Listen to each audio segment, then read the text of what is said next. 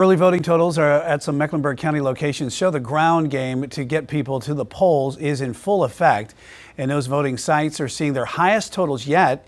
Republicans are early voting the highest numbers, and Democrats are seeing an uptick right now in some key voting groups locally. Queen City News anchor Derek Dellinger has the party's latest get out the vote efforts. This site here off Wilkinson Boulevard saw its highest early voting total so far on Tuesday. It's not really that much of a surprise when you really think about it, because both Democrats and Republicans have been doing a big ground game over the past several weeks, and particularly in the past few days, to make sure every vote counts, particularly for the presidential race. In a place like Mecklenburg County, there is a fair perception that the county is heavily Democratic. Registered Democrats outrank Republicans, but there's also a lot of unaffiliated voters, too. And while many figure that it may stay blue, there's an open question on how blue.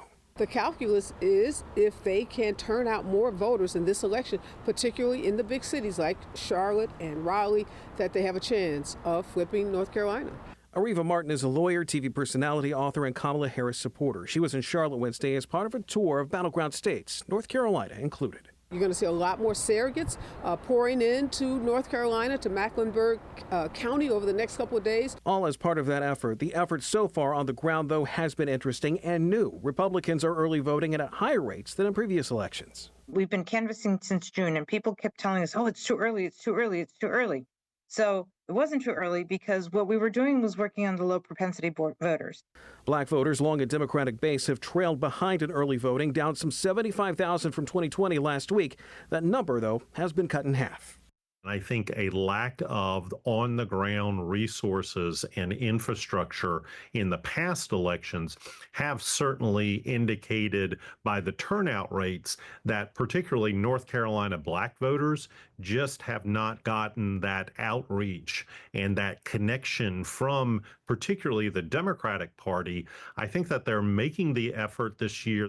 Last cycle in 2020, President Trump brought in 189,000 Republican votes for him. I'm trying to do 200,000, and it's a big number. While efforts continue, there is a notion we're getting from both Democrats and Republicans. At this point, every vote does actually count. Yes, this is a numbers game, right? This is a voter turnout election. Both Democrats and Republicans say they are encouraged by the work that's been done so far, but they don't really know how people voted. In fact, they won't know that until Tuesday night.